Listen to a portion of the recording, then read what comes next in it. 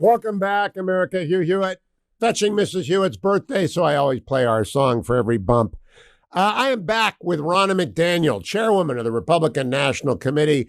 Good morning, Madam Chairwoman. Great to have you back, and congratulations. I want to talk about bankyourvote.com, but when I went all in for you for the chairmanship, it's because you believe in continuous improvement, Peter Drucker style, and this is it. This is bankyourvote.com. This is a big deal. Thank you, Hugh. Happy birthday to your wife. Thank you so much for having me on. Yes, we're launching the Bank Your Vote initiative today. We have a website, bankyourvote.com. Go there. Byron Donalds from Florida, Bill Haggerty from Tennessee, Steve Daines, and Richard Hudson from the NRCC and NRSC. We're all doing this together, and we're educating voters early and now about the importance of banking your vote early. It's twofold. We're going to protect your vote with poll watchers and poll workers, but we also can't let Democrats get a head start. So this starts now, this education, and in certainly key states like Pennsylvania, where we need voters to get in earlier and bank their vote before Election Day. You know, this is what the argument I made last year when you were running for re-election is that we need continuous improvement, and we have to deal with the laws as they are, not as we wish they were. I would prefer one-day elections, but that's not it. We have election season now, and it's never going to change. So you are pushing the committee to adapt to new technologies. How does Bank Your Vote work? So it's a website, bankyourvote.com. But when you get into the system and you pledge to bank your vote, then we will start tracking you, and we will start getting you engaged to be a poll watcher. We will help you figure out how and when to bank your vote in your state, and then we'll also have you connect with your neighbors and your friends to get them to bank their vote also. So this is going to be an ongoing education. Listen, we do this very well. The RNC has been investing in banking votes for a long time. We win in states like Florida and North Carolina and Iowa. But there are some states where laws have changed. Now Nevada, you get a ballot automatically, a live ballot. That's new to every single voter. Same with California. So we need to make sure we're educating voters on the laws that are on their books as they're changing post-COVID. We're also going to fight bad laws at the same time. But we can't continue to let Democrats get a head start in early voting. We have to make sure our voters understand the importance of getting your vote in early and then going and being a poll watcher or poll worker to watch that process and make sure that the election is being administered fairly. And of course, you're the chairwoman, but you got a big committee. Did everyone buy into this? Because some of the old tribe may not have liked the idea that we're going to give in to election season, but this is what you have to do, evolve to win. Everybody on board? I would say there's some that, want to keep fighting in the courts, and we should. And that's why we have an election integrity committee, which has been run by Ashley McClay, our committee woman from D.C. And we are saying the things like you say. We want to see laws with voter ID, get rid of ballot harvesting. We don't want ranked choice voting. We want to fight that in every single state where we can. But when we get to Election Day and the laws are set, we have to play with the rules on the playing ground. And that's where this initiative is so critical. And just think about it like a race, Hugh. If a runner gets a 2-minute head start in a race, they're going to win most likely, right? Especially if it's a 100-meter dash, right? There's no 2 minutes there, but you know what I'm saying. A mile race. Head starts matter. Head starts matter. And we can't let the Democrats get a head start in voting and say we're going to make it all up on Election Day. And this is a lot of it's going to be educating voters on the importance of it, but they're not going to vote early unless they know their vote's secure. So protecting the vote is a big part of this. So I encourage everyone to go to bankyourvote.com and register and become part of the effort to turn elections around. Now, Chairwoman Romney, I want to talk about debates with you. We have a fixed field. Former President Trump, former Vice President Pence just dropped his announcement video. Governor DeSantis is in. Senator Scott is in. Ambassador Haley is in. Former Governor Christie dropped his announcement yesterday. Vivek Ramaswamy's been in for a while. I think those 7 will get the $40,000 minimum donation. Not sure if Governor Hutchinson will, maybe. Doubt Larry Elder will, and he's my colleague. And North Dakota Governor Borgham, not sure he will, and I don't think anyone else will. Do you think the field is fixed at those 10 serious candidates, 7 of whom are likely to make the debate stage?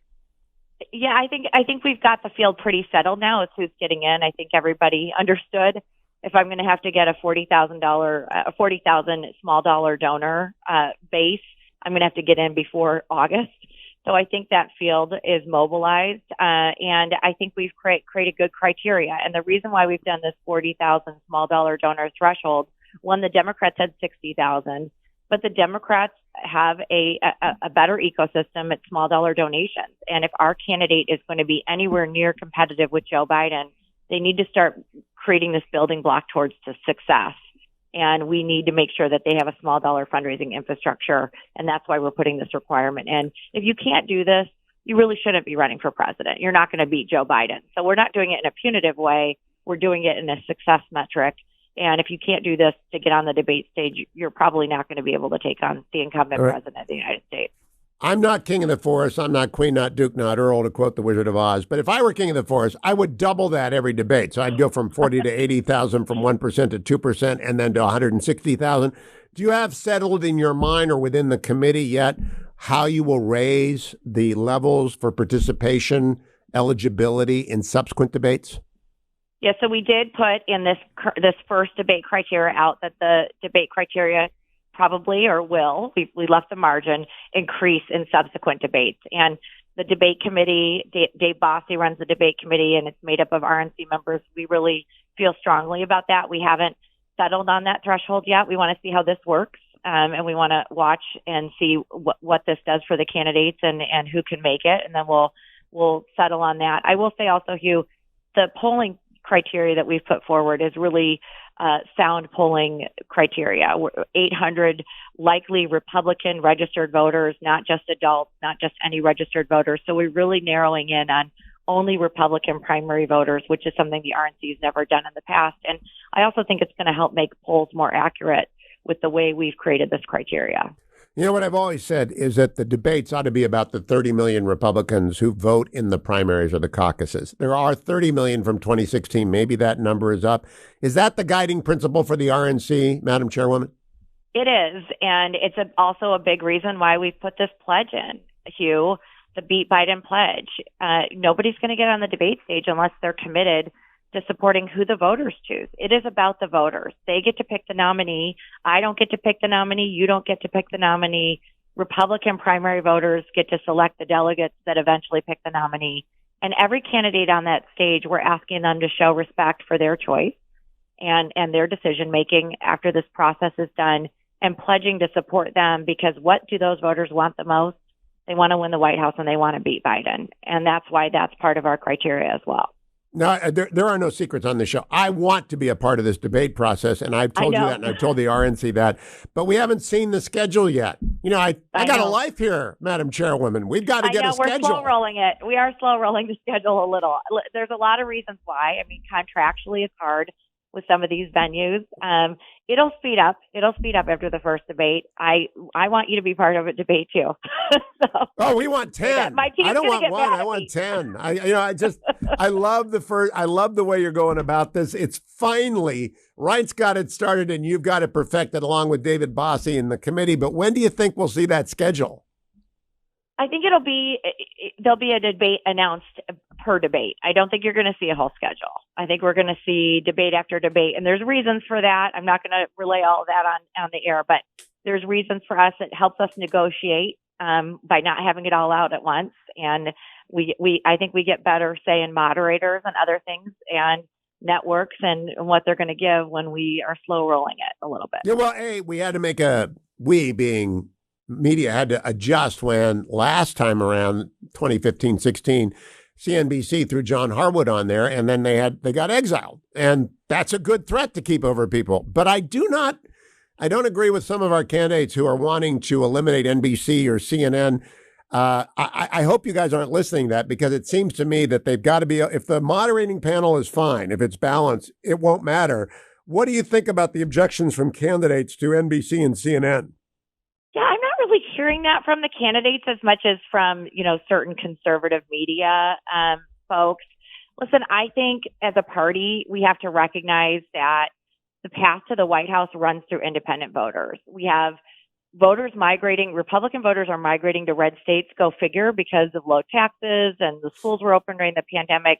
So Florida, Texas, Tennessee, they're getting redder, but the path to the White House runs through blue and purple states, which means we have to get in front of these independent voters. And I think that starts now. So I want good moderators. I don't want a moderator that's going to be a Democrat attacking our candidate.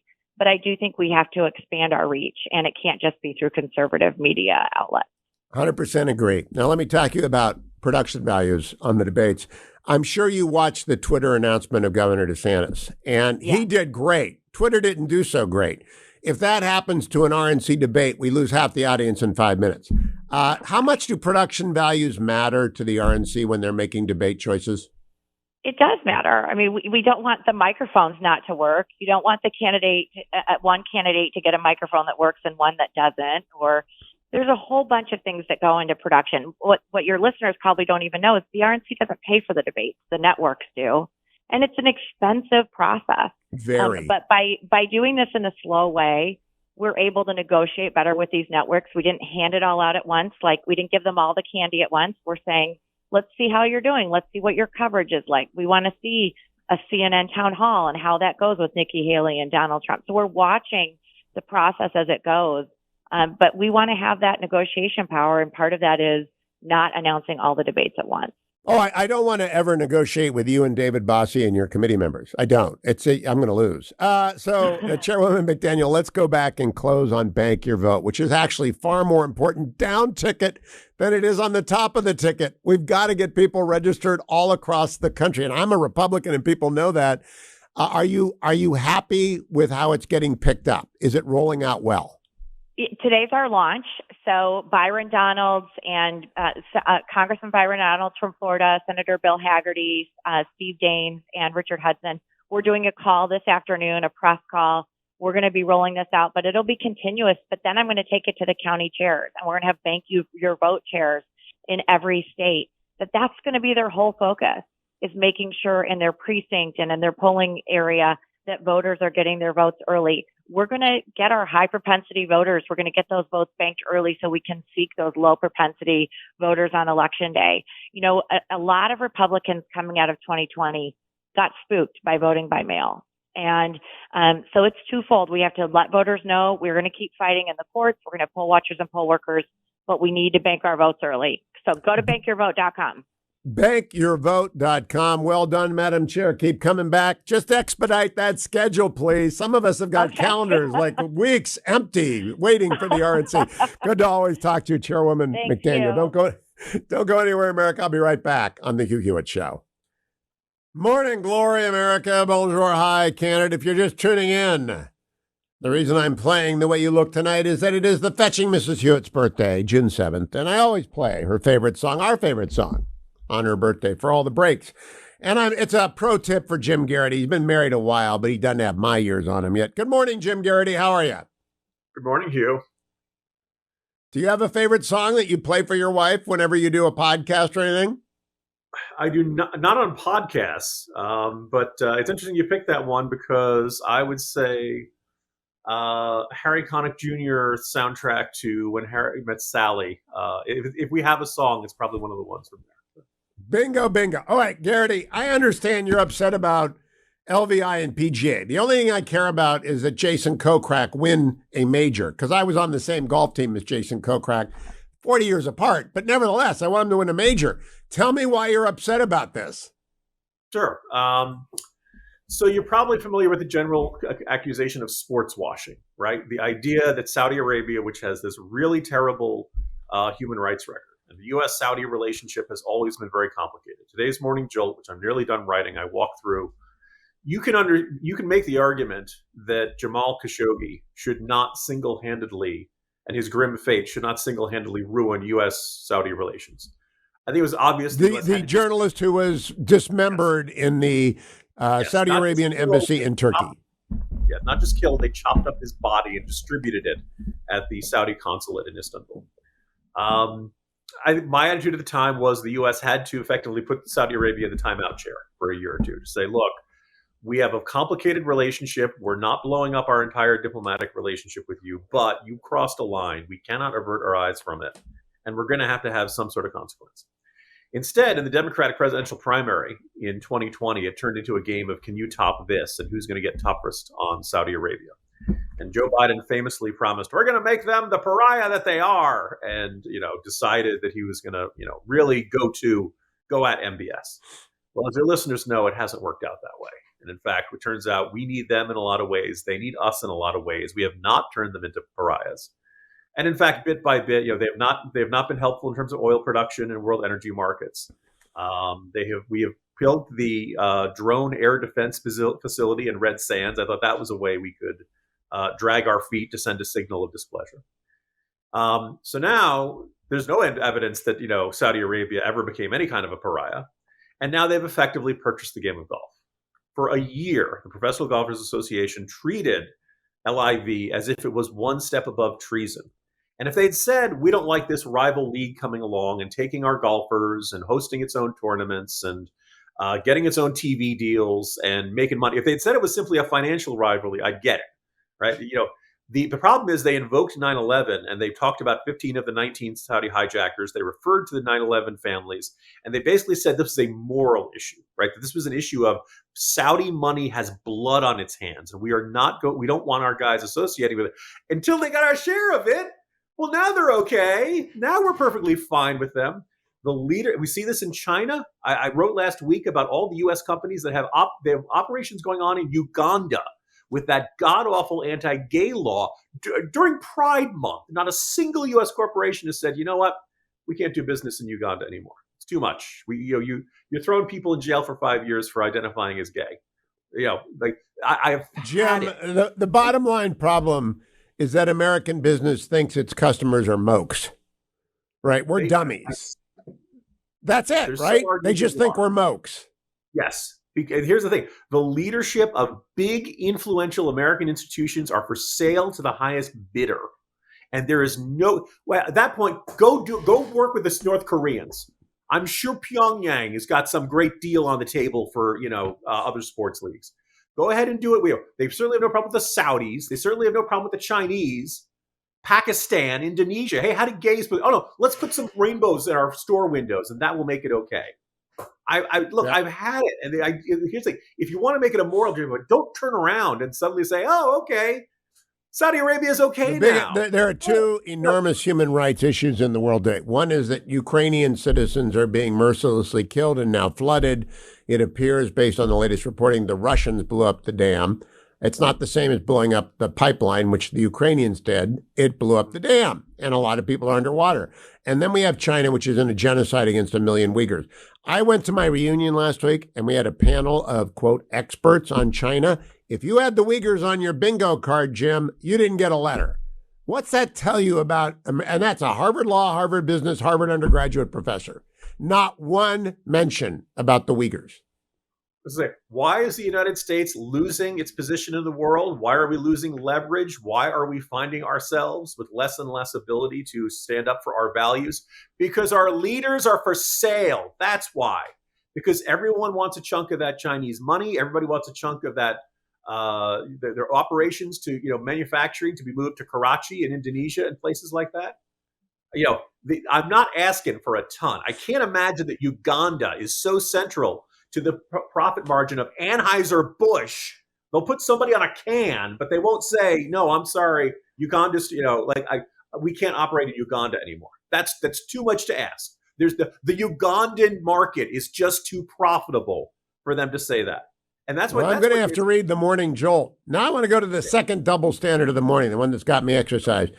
A nutter calls up Jim Banks 8 times and escalates his threats every time, concluding with, here's your choice. Either you can grow up without your daughters or your daughters can grow up without you. They arrested him yesterday. Have you seen that story anywhere, Jim? I had seen the headline, and when Dwayne said you wanted to talk about it, I went and I found the CNN article. It certainly wasn't front and center on the CNN homepage or anything like that. What do you think? There's other stuff going on in the world, but yeah, if this had been somebody threatening AOC, this would have been top story. This would have been on the homepage. This would have been, network, hour by hour updates on the arrest of this guy. All right. Now let's get some, Ronna McDaniel's coming up at the bottom of the hour. What do you want to know about the debate rules? My boss, Rich Lowry, suggested the idea that the RNC host the debate itself and pick the moderators. I think you'd be fine. I think Mary Katharine Ham would be fine. Pick people who ask good, smart questions of everyone's open-ended questions, by the way. I don't want gotchas. I don't, as Fred Thompson famously said, no hand shows. None of this, you can't summarize, You can't summarize complicated presidential decisions with yes or no questions. It's tough, right? Sometimes the stuff is complicated. But I think what Rich suggested is, the RNC hosts it and says anybody who wants to broadcast it can broadcast it. And a whole bunch of cable networks would say, okay, that's going to get higher ratings than whatever else we'd have on there, whether it's, Anderson Cooper or whatever. And they broadcast it. And one, you reach a much broader audience because it's not just on one cable network, it's on a bunch of cable networks. And also, this makes it easier because, Trump doesn't want to do Fox News because he's mad at Fox News. There are a bunch of Republicans who don't trust CNN or don't trust MSNBC or something like that.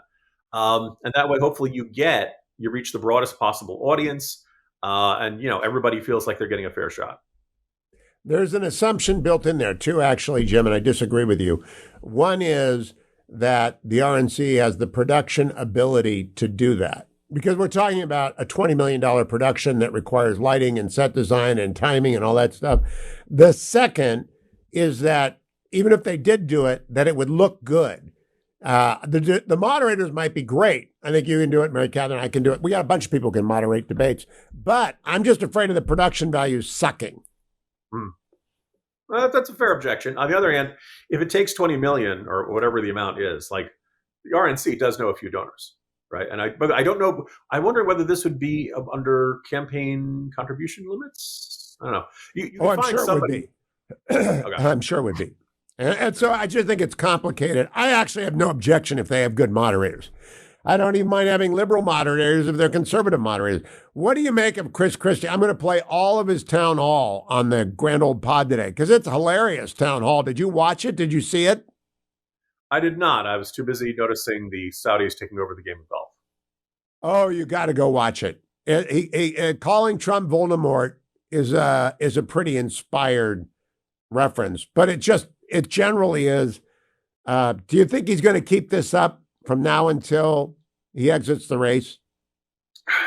So I certainly hope so. To the extent he can do anything useful and productive in this competition, because I think we all see the extraordinarily high, steep climb ahead of him to get the nomination. My fear is that Chris Christie, well, first of all, if as Trump threatens, he's not on that debate stage for the first one, whether Chris Christie takes his time on the next biggest target, which is DeSantis, and we end up with a rerun of 2016. Christie. I don't think he's going to do that. I think he learned, but we'll find out. I'll talk to him this week. Tim Scott tomorrow, Mike Pence Monday, and everybody next week. Mike Pence Friday. Geraghty the Indispensable. Follow him at Jim Geraghty. Get the Morning Jolt. Read him at the Washington Post. Follow me in the next segment. I'm Hugh Hewitt. Mary Katharine Ham joins me. We're waiting. Good morning, Hammer. How are you? I'm good. How are you doing?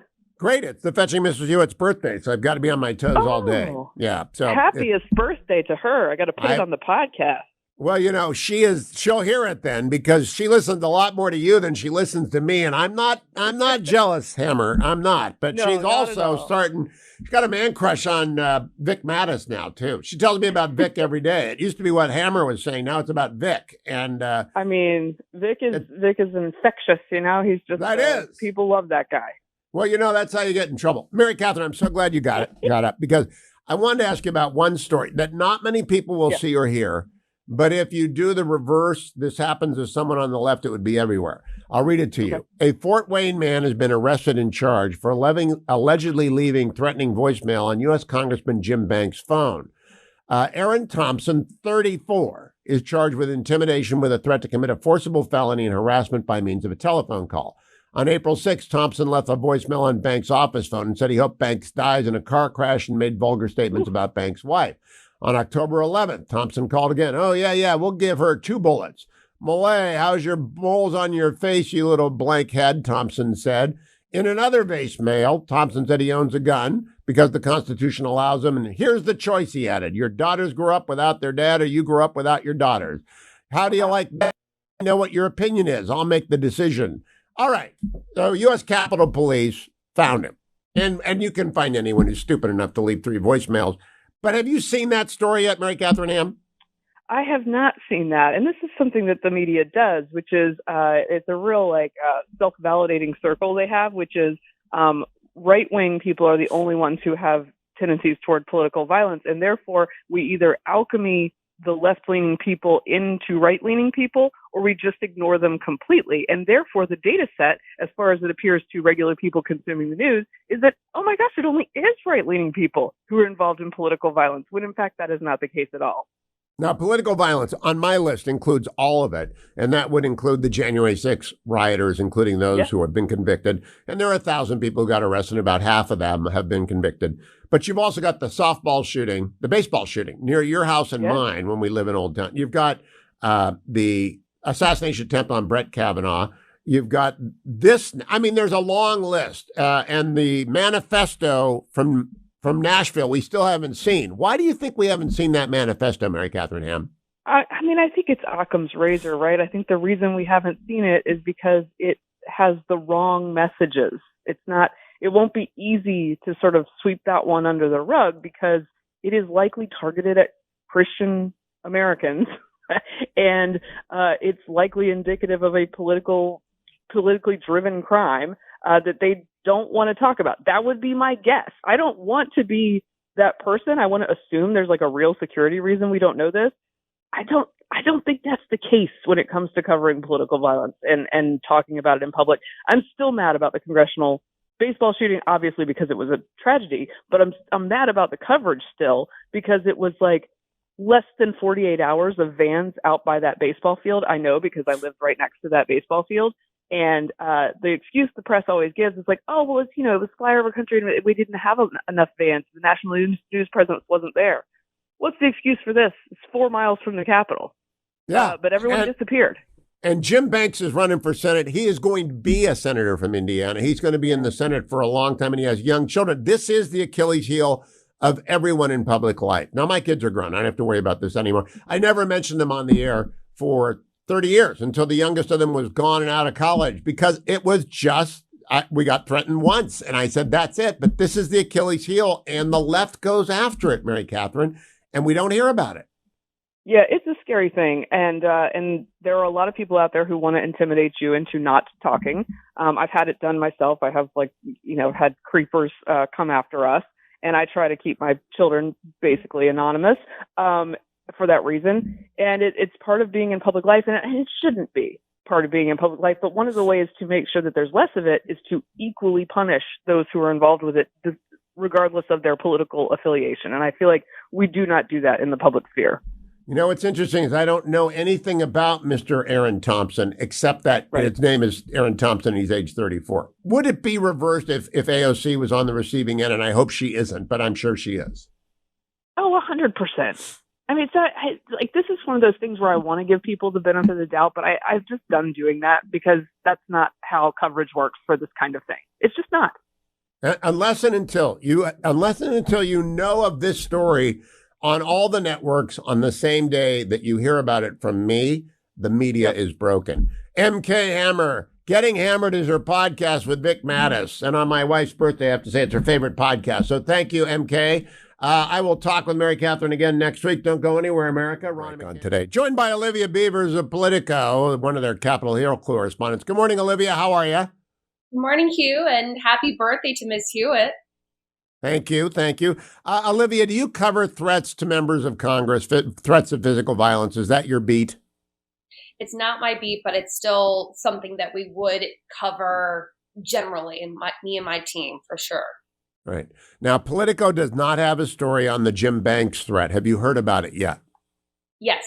I tweeted it out yesterday. It was flagged from a local news story, and a source of mine flagged it, and I was like, oh, this is not getting enough attention. So I put it out there as well. But Thank you. I think you make a good point. I was hearing your show earlier today, and you were talking about the unevenness in coverage. And I think that that's something that's fair to point out with reporters and the media sometimes in how things get covered and how things don't. So I will definitely check into that because it's a pretty horrible, horrific story that you have threats against your kids in the way that phone call went. Yeah, it elevates it. It's not just another nut calling your office. I mean, they all deal with this, right? I'm sure you've talked to every member. It can be Republican, Democrat, conservative, liberal. They all deal with nuts. But when the guy calls 8 times and threatens to kill your kids, that's a different level of nuttiness. And I just think, I cannot believe it in on cable. Olivia, in terms of the debt limit deal, does it restrict the ability to do what Mike Gallagher just said, in your opinion, which is go back and take the unspent appropriations for defense over the past 4 or 5 years? 25 billion each year hadn't been spent. Do you think they can use that going forward without losing the Freedom Caucus? I think that if you're using unspent money, the Freedom Caucus will not have a problem. It's additional funding where they're going to be really protesting. But you're also starting to hear some of these red lines being drawn in terms of Speaker McCarthy and Ukraine funding. They don't want additional money put in defense. They want what their caps were. So not more than $886 billion, I think is the number off the top of my head. If they can wrangle within those confines, the Freedom Caucus will not have an issue. It's adding additional price tags where they're going to start rearing their heads. I asked Ken Calvert yesterday, or maybe it was another congressman on Monday, how many of the no votes on the debt deal were hawks, defense hawks? And he said a couple of dozen votes. That's not insignificant, Olivia. That's kind of a new threat to the speaker's continued. I think he's doing a fine job. I think the deal was the only deal he could do. But if you lose 24 hawks, what's that tell you? I mean, I had been hearing chatter sort of at a low vibration where there was discussions initially about them opposing the debt deal because of the price tag on defense. They were able to sort of swallow what the agreement was with the Biden administration, but I don't think that the hawks are happy by any means by the final total. With them voting against it, it's showing that they're willing to buck the speaker if defense is not taken seriously enough. And I know that was something that defense hawks were coming up and telling me privately. They will buck the speaker if there is not enough support for the Pentagon, because they believe that the missions in combating a growing CCP in Ukraine, etc., are very important. All right. Now, Olivia, defeating a rule, which happened yesterday in Congress, is not the same as entering a motion to vacate. It's sort of like a shots fired. What were they doing? Now, Matt Gaetz is a party of one, and I don't attribute anything to Matt Gaetz, and he's got like 3 or 4 buckaroos with him who are just nutty as can be. But what does that portend that they killed a rule?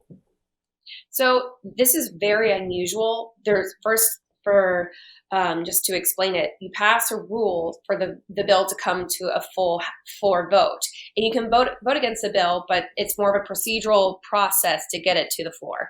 And conservatives, you have Ken Buck, you have Scott Perry, you have Chip Roy. They're angry about 2 different things. One is how the debt ceiling was handled. They felt like they weren't included in the process. They said that the spending levels go against what the speaker promised them back in January. And then they're also alleging that the number 2, Steve Scalise, made a soft threat against Andrew Clyde, saying, if you don't support the rule, then we're not going to bring your pistol brace bill to the floor. And that also angered them. And so they decided to make this a lesson. Tim Burchett said, we decided to send leadership a clear message by voting down this rule, which has not been done, I think, since 2002. And so Republican leadership, I was watching top staff and their members walking off the floor, and they looked deflated. But conservatives were coming out saying, we won't be steamrolled. We wanted to show the leader that this is what happens when you don't take us into consideration. And we have more tricks up her sleeve, but they won't tell us what those are. So this was definitely Chip Roy and Ken Buck are responsible members of. I can't imagine them filing a motion to vacate. This is kind of a shot across the bow. I'm not sure it's going to change much. Olivia_Beavers at Twitter, at Olivia_Beavers, and at Politico. Thank you, Olivia. Always a pleasure. Good morning, America. It's Hugh Hewitt. Morning glory. Bonjour, hi, Canada. If you're a new listener, you won't get this. But this is the Fetching Mrs. Hewitt, my favorite song. And it's birthday. Happy birthday, Fetching Mrs. Hewitt.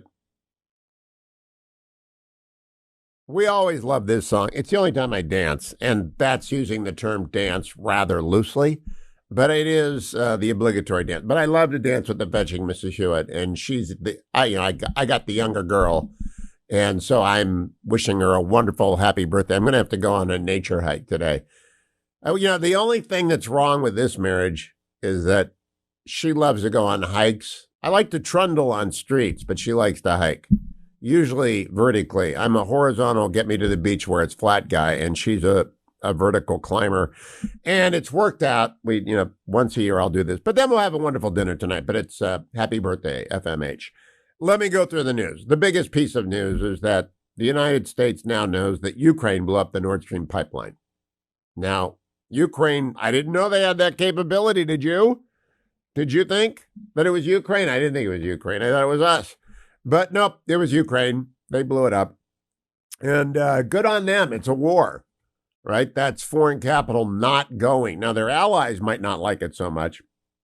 But in turn, it looks like the Russians blew the dam that's flooding Ukraine, and a nightmare for everyone involved, and may threaten a meltdown at the world's largest or Europe's largest nuclear plant. A deliberate explosion inside the Kharkova Dam on the front line of the war in Ukraine most likely caused its collapse on Tuesday, according to engineering and munitions experts, who said that structural failure or an attack from outside the dam were possible, but less plausible explanation. Ukrainian officials blame Russia for the failure, noting that Russia's military forces, which have repeatedly struck Ukrainian infrastructure since invading last year, controlled the dams spanning the Dnipro River, putting them in a position to detonate explosives from within. Well, yeah, if it's an internal explosion and Russia controls the dam, it's like, oh, so Ukraine blew the Nord Stream and Russia blew the dam. This might be a war. Yes, it's a war, and both sides are trying to win. Both sides are trying to destroy the opponent's government and forces and army. And it's a war. And Americans aren't used to this sort of thing, or haven't seen this sort of thing since 2003. We're used to counterinsurgency and low-intensity conflict and collapses in Afghanistan. This is World War I style knockdown, knockdown, knockdown, knockdown, and it's not going anywhere soon. Yesterday, Vivek Ramaswamy put out a call to just simply walk away and close this thing down and worry about getting right with Russia because they are in an alliance with China. I'll get to that a little bit later, as I will Chris Christie's announcement yesterday. Mike Pence has dropped his announcement this morning. I'll play that as soon as we load it up. The field is set. Ronna McDaniel is here. The field is set, except for maybe Glenn Youngkin getting in or out. I don't know. But I think the field is set. And I think we'll have 6 to 8 candidates on the first debate stage. What I'll be talking with Chairman McDaniel is the initial bar is 40,000 individual contributors and a 1% in the polls. Will that double every time, or will it go up more gradually? That's my question. Other news. Tony Blinken, Secretary of State, is in Saudi Arabia begging for them to forgive us for saying bad things about them because we need their oil. And what a surprise. The world doesn't really care about our human rights policy when it's not applied equally and across the board. And if you never mention the Uyghurs, 1 million people are in jail and prison and are being methodically destroyed. It's a genocide declared by our State Department, affirmed by the State Department under President Biden. It's a genocide. When you don't mention a genocide in China every day, and China doesn't like to have it mentioned, so we don't. It's pretty hard to lean on MBS for the murder of one journalist in a Turkish embassy. It was grisly. We know about it. It's terrible. Saudi Arabia has apologized, but Joe Biden really stepped in it, and now Tony Blinken is groveling. For a time yesterday, until the Ukrainian blew up the Nord Stream, the biggest story was that the PGA Tour and the LIV Golf had agreed to merge. I no longer watch golf except for Jason Kokrak, who I played golf with. We were on the same golf team, about 40 years apart and about 40 strokes apart. But I follow Jason Kokrak. But other than that, I just don't care. And I couldn't believe that the PGA's merger with LIV Golf surprised anyone. Look, it's always about the money in sports. It's always about the money in sports. I love sports. I love to watch them. Go Browns, go Red Sox. No, did I say that? I meant go Red Sox cap. We are auctioning a Red Sox cap. Brian the banker, I gave him my Red Sox cap, which I had to wear because I went to the Harvard reunion and I was melting. And the only cap I could buy with the Red Sox hat. And he's offered to match any donation to Angel Tree. And I want you to give to Angel Tree anyway, whether it's $10 or $100 or $500. But if you want to be in the competition for the hat, you have to send an email along. You have to contribute, send the receipt to Generalissimo. You contribute at Hugh Hewitt, wait for the banner. It comes up on the top. And when you get the banner and you contribute, we'll put you in the hopper going forward. If you put, I want Brian the banker's Red Sox hat. then we'll put you in the hopper. Head over to HughHewitt.com and the banner's at the top. Chris Christie has entered the race. I told you that, and boy, did he throw some haymakers. Governor DeSantis fired a professor. I don't think he fired him, actually. I think that New College decided not to renew Richard Corcoran's contract because he's a lefty and he's denigrating the effort to turn New College into a viable institution. Columbia University is pulling out of the U.S. News and World Report college ranking. Don't ask me why. I don't care, actually, but it was a headline I saw yesterday. There are some headlines that I just pull for no reason whatsoever. Rod Stewart wants to sell his Los Angeles chateau. And I paused because it was in the Journal on the front page. And I said, I like Rod Stewart. And in fact, we'll probably come back with Rod Stewart singing Someday When You're Awfully Low and You're Feeling, I can't remember the words. There will be I can't remember the words. Rod Stewart put his house up. Generally, Simone, you want to bet what the house cost? 40, you might want to check this out. $47 million. You're only off by $33 million. It's $23 million. It's a $70 million house. Are you going to run up there and check it out today? Absolutely not. I'm just still floored that you are you're still searching for the lyrics to your favorite song. Someday when I'm awfully low. I have to sing them. That's why I can't repeat them, and you don't want to hear me sing them. By the way, you're looking skinny today. Are you back down to your approved rate on myphdweightloss.com? I'm just about there. We went and saw the Spider-Verse-y thing. How was that? It was very spidery. Did you take the butter off the popcorn? No, see, that's the problem. It wasn't even just the popcorn that did me in. It was the popcorn sprinkled with the plain M&Ms on top. And you consider yourself a myphdweightloss.com spokesperson? Well, see, actually, that's not bad. Because you're still within your range, right? I'm still within my range, and two, I'm now at the top end of my range again, which means I'm now behaving for the next couple days, and I will. Do you understand the concept of maintenance? 864-644-1900. That's 864-644-1900. My friend Ruth Marcus took the drugs, and she wrote a column about it over at the Washington Post. I sent her a note last night, and I complimented her on her courage. And she said, it's not courageous. It's just what I did. She lost a bunch of weight using the new drugs. Yeah. I prefer the myphdweightloss.com. It's a lot easier. A lot easier, and it saves money, right? Oh, of course it does. Absolutely. Yeah, you normally wouldn't buy the buttered popcorn with the peanut M&Ms on top. I didn't say peanut M&Ms. Tell me you had a root beer with that. No, Did you have a root beer with that? No. Okay, just checking. Why would I have a root beer? Can I finish my news here? A federal judge has blocked Florida's ban on medical care for transgendered minors. I believe, by the way, that this will be thrown out on appeal. He's a Clinton appointee. He's senior status. I'm sure he's a fine guy, but he wants to go out by being woke. And you know what? The way I read Dobbs is that medical decisions belong with the states, not with the federal government, and that's the way it's going to be. There is no right to privacy that allows a state, that requires a state to provide puberty blockers or gender transforming surgery. There just isn't. There is no constitutional right to that. I don't know how he got to it. I'm not going to read his thing. Companies that embrace social issues have second thoughts. I love this story more than any because you think Bud Light. All right. And then finally, I'm going to talk about this when I come back. The most important story of the day is in the Atlantic. Phones at school are a disaster. They should be banned. Jonathan Haidt wrote a long piece, which I put on Twitter yesterday, and like 1,000 different people retweeted because it's what we all intuit. There should be no cell phones in any school, K through 12, period, at any time. Put them in a locker when you come in. You're expelled if you show up in class or anywhere on recess with them. We're here to shape your mind, not poison them. Haidt has the receipts. That story is over at theatlantic.com. You should be a subscriber to that. When I come back, boy, we got a lot of audio. There will be a grand old pod today, and you're going to have to listen to it because I haven't got time.